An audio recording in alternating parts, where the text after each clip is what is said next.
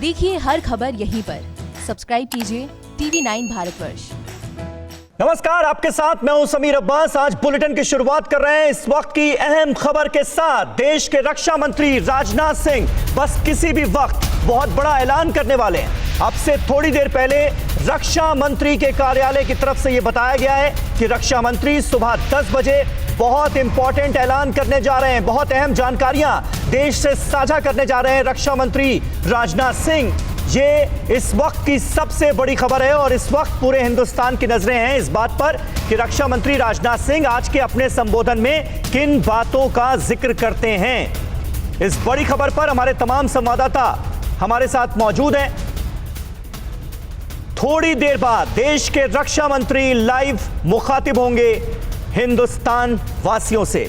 हमारे साथ सुमित चौधरी हमारे डिफेंस कॉरेस्पॉन्डेंट मौजूद हैं। सुमित, वक्त बहुत इंपॉर्टेंट है। ऐसे वक्त में जब भारत चीन के बीच टकराव चल रहा है, डिसएंगेजमेंट की लगातार कोशिशें चल रही हैं, हालांकि अभी तक कोई पुख्ता हल नहीं निकल पाया है, इस बीच रक्षा मंत्री राजनाथ सिंह आज देश से मुखातिब होंगे।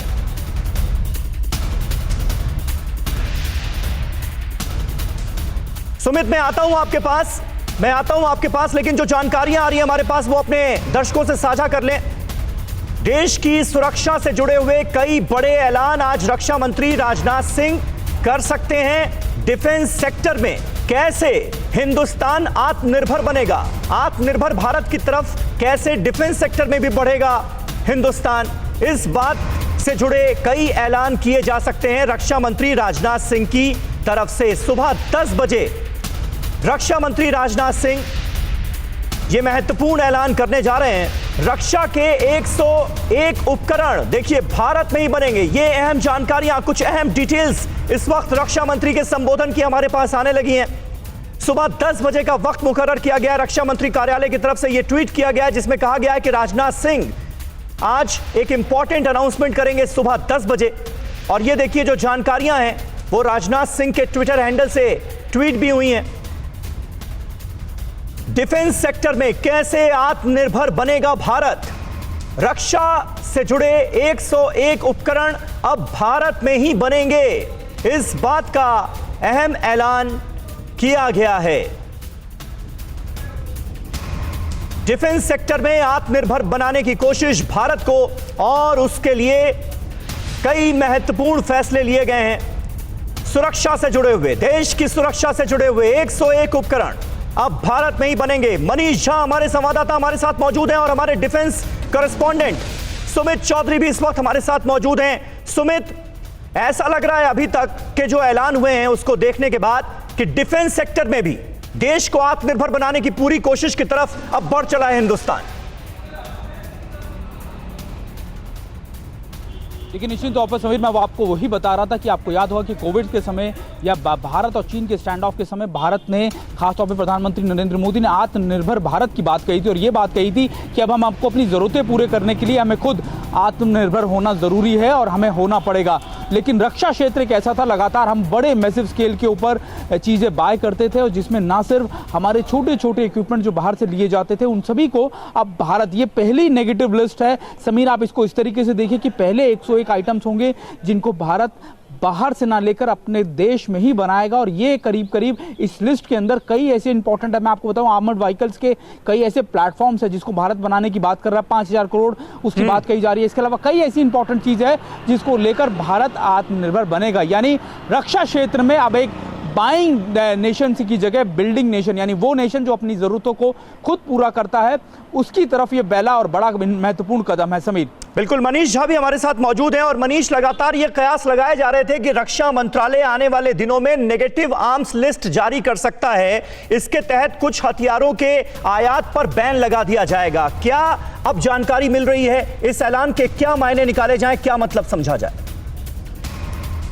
देखिए समीर, इसमें कोई दो राय नहीं कि भारत जब दुनिया के सामने ये बात कहता है कि हम एक नई महाशक्ति हैं और उसके साथ ही साथ हम छोटी सी छोटी चीजें, यहाँ तक कि कई बार हम बंदूक की गोली तक दुनिया के दूसरे देशों से खरीदते हैं, तो ये अपने आप में एक विरोधाभास प्रकट करता है। ऐसे में मोदी सरकार को इस बात के लिए बधाई दी जानी चाहिए कि उन्होंने ये तय किया कि रक्षा मंत्रालय की जरूरत के लिए 101 ऐसे आइटम इसे किसी भी हालत में हम दूसरे देशों से नहीं मंगाएंगे, बल्कि उसे हम यहीं मनाएंगे। लेकिन यहाँ पर आत्ममंथन करने की जरूरत है। ऐसा ना हो कि जिस समय प्यास लगे उस समय हम कुआं खोदने जाएं। ऐसा भी ना हो कि हम लगातार ये बातें करते रहें, क्योंकि आज की तारीख में हम आप सब परिचित है कि हमारे देश में ऑर्डिनेंस फैक्ट्री की क्या पोजीशन है। HAL का मुझे लगता है कि जब से मैं पैदा हुआ हूं तब से ही लगातार हम लोग सुनते आ रहे हैं कि तेजस विमान, तेजस विमान, तेजस विमान। लेकिन वो कब दिन आएगा जब राफेल जैसे विमान आपके यहाँ बनेंगे? और इसमें कोई दो राय नहीं कि अगर आप देखें, क्योंकि याद करिए पूर्व रक्षा मंत्री AK एंटनी जब पार्लियामेंट में ये कहते थे कि हम लोगों ने कोई कुछ किया ही नहीं, तो तमाम सरकारें बीच में ऐसी आई जिन्होंने ये तय किया कि सेना में सिर्फ सैलरी दी जाए, लेकिन ना कोई नया इक्विपमेंट बाहर से मंगाया जाए या ना कुछ बनाया जाए, क्योंकि हम शायद अपने अंदर वो आत्मविश्वास कभी ला ही नहीं पाते थे। ऐसे में आत्मनिर्भर भारत में अगर हम कम से कम रक्षा क्षेत्र में आत्मनिर्भर हो सके, और होना भी चाहिए। आप देखिए इजराइल जैसा छोटा मुल्क से, अच्छी बात है कि आप सामान मंगाते हैं, हथियार मंगाते हैं, हाँ। लेकिन इजराइल जैसे छोटे मुल्क से भी भारत को निर्यात होता है, और भारत इस मामले में पायदान में बहुत नीचे है। इसको सुधार करने की जरूरत है। बिल्कुल, ये सुधार करने की जरूरत है। और सुमित चौधरी, आज के इस अनाउंसमेंट के बाद क्या वो आत्मविश्वास नजर आ रहा है कि हाँ हम ऐसा कर सकते हैं और करके दिखाएंगे?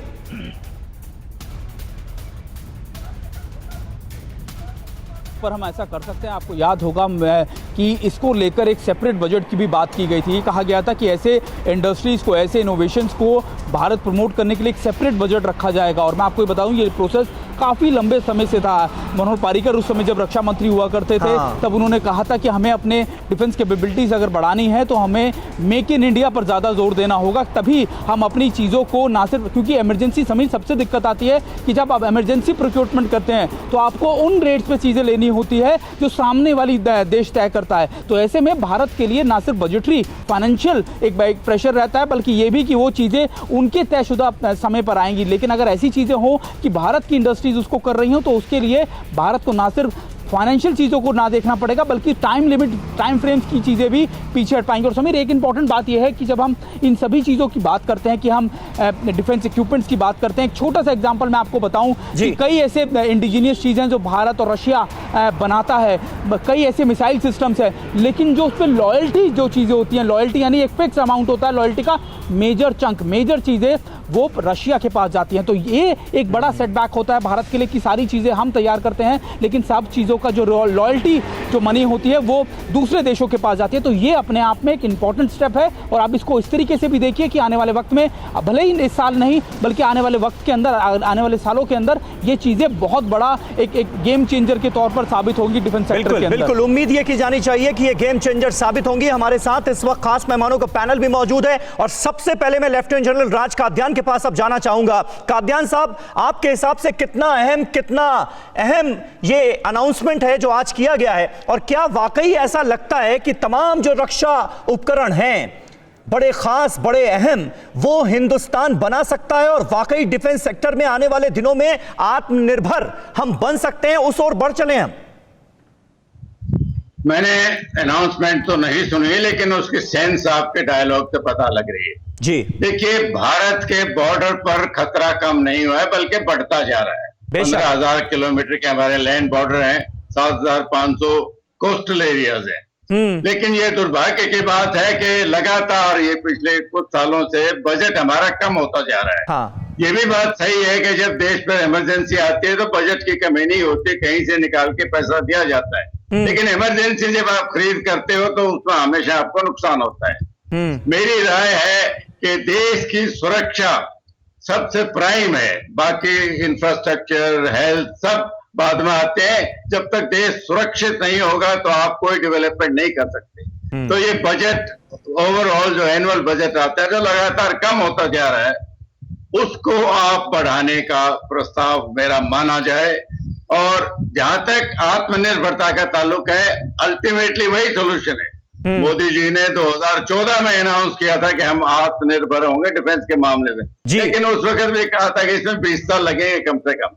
हाँ। जब आप इंपोर्ट करते हो दूसरे मुल्कों से, तो व्यापार है, डिफेंस इक्विपमेंट सबसे बड़ा व्यापार है। तो एक तो आपको प्राइस अपनी लेंगे, दूसरा टेक्नोलॉजी लेटेस्ट आपको नहीं मिलेगी, और तीसरा जरूरत के वक्त आपको धोखा दिया जा सकता है। क्योंकि हर देश के अपने हित होते हैं। सही तो बात जब है। तक हम डिफेंस बजट नहीं बढ़ाएंगे और आत्मनिर्भरता की तरफ ज्यादा जोर नहीं लगाएंगे, ये समस्या भारत की चलती रहेगी। बिल्कुल, मनीष झा हमारे साथ मौजूद हैं। और मनीष, जो डिटेल्स इस वक्त हमारे पास आ रही हैं इस अनाउंसमेंट की, उसके हिसाब से यह तय किया गया है कि भाई अगले 6 से 7 सालों में घरेलू इंडस्ट्री को लगभग 4 लाख करोड़ रुपए का ऑर्डर दिया जाएगा। किस तरफ बढ़ रहे हैं हम? जी हाँ, बिल्कुल। देखिए, पहले चरण में जहां 101 आइटम को नेगेटिव लिस्ट में रखा गया है, यानी कि आप उसे बाहर से नहीं मंगाएंगे, वहीं तीनों सेनाओं को मिलाकर अगले 5 साल में 260 ऐसी योजनाएं हैं जिसमें 3.5 लाख करोड़ रुपए, यानी अप्रैल 2015 से लेकर अगस्त 2020 के बीच में जो है उसमें इन्वेस्ट करने की बात की गई थी।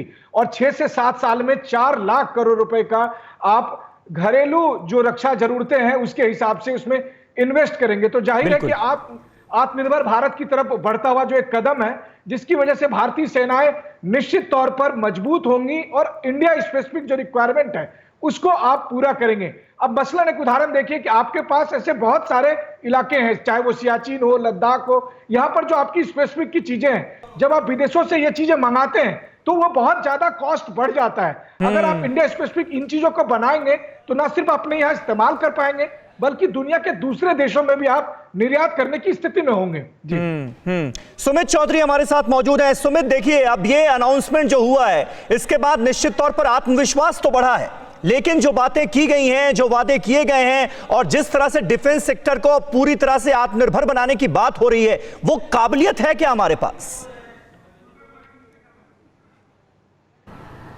देखिए, बिल्कुल काबिलियत है। अगर आप समीर इन चीज़ों के ऊपर ध्यान दें, तेजस में भले ही टाइम लगाओ लेकिन जब इच्छा शक्ति हुई तो भारत ने वो करके दिखा। और कई ऐसे इंपॉर्टेंट हमारे प्रोजेक्ट हैं जिनको हम कह सकते हैं कि आत्मनिर्भर भारत के लिए बहुत बड़े बूस्ट होंगे। आप ना सिर्फ तेजस की बात करें, आप दूसरे अगर एयरक्राफ्ट कैरियर जो अभी कोची में बन रहा है उसको आप बात कर लीजिए। इसके अलावा आप बात कर लीजिए कि भारत अब लगातार अपनी मिसाइल टेक्नोलॉजीज किस तरीके से बड़ा, ब्रह्मोस एक बहुत बड़ा एक गेम चेंजर था ना, भारत और रशिया ने मिलकर बनाया। लेकिन खास बात यह है कि भारत को उस पर लॉयल्टी बहुत ज्यादा देनी पड़ती है रशिया को। तो ये कुछ सेटबैक हैं भारत के आत्मनिर्भर खड़े होने पर। लेकिन जब हम अपनी खुद की चीजें बनाएंगे, खुद उसको डेवलप करेंगे तो वो इंपॉर्टेंट होगा। और ये ट्रांसफर ऑफ टेक्नोलॉजी जो हर चीज एग्रीमेंट के अंदर आने लगी, वो उसी का फलस्वरूप था कि transfer of technology her project में होगा ताकि भारत के साइंटिस्ट भी, भारत के लोग भी उन चीज़ों को समझ सके, अपनी चीज़ें तैयार कर सके। हमने हाल फिलहाल में हमने कई आर्मर्ड व्हीकल्स, आप कह सकते हैं आर्टिलरी गन्स भारत में बनी। इसके अलावा कई छोटे मोटे इक्विपमेंट, सोनार्स, यानी जो लगातार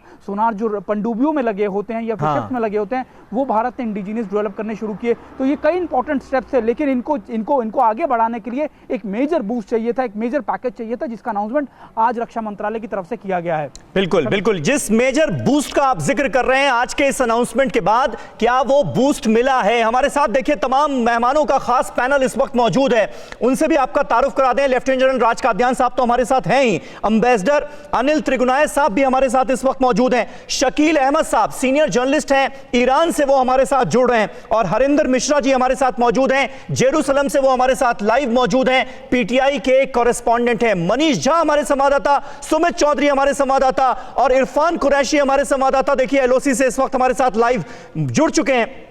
लेकिन सबसे पहले अनिल जी, अब मैं आपके पास आऊंगा। जिस बूस्ट का जिक्र कर रहे थे सुमित चौधरी, क्या आपको लगता है कि आज के इस अनाउंसमेंट के बाद वो बूस्ट निश्चित तौर पर मिला है? क्योंकि अब चीजें ग्राउंड पर अमल होती हुई दिख रही हैं हमें। 52,000 करोड़ का बजट सैंक्शन किया गया है। जी समीर जी, आप बिल्कुल सही कह रहे हैं, क्योंकि ये एक डिमांड देश की बहुत पहले से है। मैंने रूस में 7-8 साल काम किया है, तो मैं जानता हूं कि हम कितनी टेक्नोलॉजी और कितना वहां से आयात करते हैं। 70% हमारा सारा आर्म्स एम्युनिशन वहां से इंपोर्ट होता है। और ये बात आज से नहीं, हमेशा होती रही है। और रूस ने हमें टेक्नोलॉजी ट्रांसफर के लिए कहा है, हर चीज में हम करते हैं उनके साथ। टीओटी में वो एक देश था जो ट्रांसफर करने के लिए तैयार था। लेकिन कोई कंट्री अगर आपको ट्रांसफर करता है और आप उसका इस्तेमाल नहीं कर पाते, अंदरूनी प्रॉब्लम्स की वजह से या इंटरेस्ट की वजह से, जिस भी वजह से हो, अगर आप नहीं कर पाते हैं तो नेचुरली है कि वो टीओटी एग्रीमेंट का उसमें कोई खामियाजा नहीं है। तो असली चीज एक देश को भरना पड़ता है। और जैसा जनरल साहब ने भी कहा पहले कि जिस वक्त इमरजेंसीज होती हैं देश में, उस वक्त ये बातें बहुत बढ़ती हैं। तो मैं ये समझता हूं कि आज जो रक्षा मंत्री का जो बयान है, उन्होंने ना खाली ये बताया कि भाई 101 प्रोडक्ट्स जो हैं हम लोग नहीं इंपोर्ट करेंगे, बल्कि उन्होंने ये भी कहा है कि भाई कैसे हम इंडिया में बढ़ाएंगे। और मैं आपको बताऊं कि आज विदेशों में सारी जो मेजर डिफेंस इंडस्ट्री वाले मुल्क हैं, वो चाहते हैं कि अगर उनको यहाँ पे एक बेनिफिशियल कोई पॉलिसी फ्रेमवर्क मिलेगा तो वो यहाँ पर बना सकते हैं। लेकिन मैं ये समझता हूँ कि हमारा जो चीज़ इंडिया में बन रही है उसके अंदर जो प्रोसीजर्स हैं, जैसे क्लियरेंस प्रोसीजर सिस्टम की प्रोसीजर्स की हैं, प्रोक्योरमेंट प्रोसीजर्स हैं, उन सबको भी साथ साथ ठीक करना पड़ेगा। बिकॉज हिंदुस्तान में जो सबसे बड़ी प्रॉब्लम आती है वो प्रोक्योरमेंट की है। हर एक चीज़ के पीछे आप ये कहते हैं कि भाई कुछ करप्शन हो रहा है, कुछ इसको फेवर किया जा रहा है, कुछ तो वो चीज़ को एक पूरी तरह से transparent system, fast system, expeditious system होना चाहिए, जिसमें कि क्या क्या रिक्वायरमेंट है। और ये नहीं होना चाहिए मेरे ख्याल से जो हर चीज़ में हम पाते हैं, और इसीलिए मेक इन इंडिया भी थोड़ा सा ढीला ही रहा है। तो डिफेंस सेक्टर में, क्योंकि जैसा सच बात है कि अगर आपकी डिफेंस ठीक है, रक्षा ठीक है मुल्क की, तो आप मजबूत हैं, इकोनॉमी ठीक है तो आप मजबूत हैं। अगर आपका हेल्थ सेक्टर कमज़ोर है, आपके लोग ही गरीब बीमारियों से ग्रसित हैं, तो आप क्या लड़ेंगे और किससे लड़ेंगे? तीसरी चीज़ जो मैं कहना चाहता हूँ कि एक बार सब ठीक है, ये छोटी चीज़ें हैं। हम जो आज के ज़माने में तो होने वाला है वो है autonomous weapon systems, space Wars, new futuristic warfare होगा, इसके बाद में साइबर वॉरफेयर होगा। उसमें सबसे ज्यादा जोर देने की जरूरत है, मैं समझता हूं, क्योंकि आज सारी दुनिया की मेजर आर्मीज स्मार्ट आर्मीज हो गई है। हमारी आर्मी सबसे बढ़िया है लड़ने में, सब चीजों में, डिसिप्लिन में, लेकिन आज वेपन्स और स्मार्ट आर्मी की जरूरत है। और मैं समझता हूं कि बिल्कुल सर, आपने बिल्कुल सही बात कही। और सुमित चौधरी हमारे साथ मौजूद हैं। फ्यूचरिस्टिक वॉरफेयर जिसका जिक्र एम्बेसडर अनिल ने भी किया, सुमित, क्या आपको लगता है कि उस ओर भी हमारी तैयारी है? क्योंकि यह कहा गया है कि आत्मनिर्भरता के लिए डिफेंस सेक्टर में 260 नई योजनाओं की शुरुआत भी की जाएगी। एजेंडा क्या है? देखिए उसकी तैयारी भारत लगातार कर रहा है। जब हम अब जिस तरीके से हमारे एक्सपर्ट्स बता रहे हैं कि साइबर वॉरफेयर, स्पेस वॉरफेयर, ये कुछ इंपॉर्टेंट चीज़ें हैं जिनके ऊपर भारत बहुत लंबे समय, आपको याद होगा कि इससे पहले करीबन 1 साल पहले ही भारत ने कैसे सैटेलाइट को लॉन्च किया था, जिसका मकसद था कि हमारी जो बाउंड्रीज हैं, हमारी जो मैपिंग है, उसको खास तौर पर कर सके। और वो मैपिंग किस लिए ज़रूरी है कि LOC, LAC के जो इलाके हैं जो बहुत घने जंगलों में है, वहाँ पर पेट्रोलिंग, आपकी फुट पेट्रोलिंग बहुत मुश्किल होती है। तो ये सैटेलाइट इमेजरीज ये आपको पिन पॉइंटेड लोकेशंस पे बताती हैं कि आखिरकार कहां पर क्या कन्फ्रंटेशन, कहां पर क्या जमावड़ा है चीजों का। और ऐसे आने वाले वक्त के अंदर ही समीर, हमको ये देखना पड़ेगा कि हमें अपनी सैटेलाइट्स को, साइबर एसर्ट्स को कैसे सिक्योर कर सकते हैं। लेकिन जब हम बात करते हैं कि आप इन चीज़ों के लिए आगे बढ़े, तब आपको ये भी देखना होता है कि आप अपने पीछे के ग्राउंड चीज़ों को सिक्योर किस तरीके से करते हैं। हम आर्मर की बात कर रहे हैं, हमने बात किया कि सोनार की बात की, हमने कहा इंडिजीनियस चीज़ों की बात की। तो हमें स्टेप बाय स्टेप इन चीज़ों को लेकर आगे बढ़ना होगा, इनको सिक्योर करना होगा, ताकि आने वाले वक्त में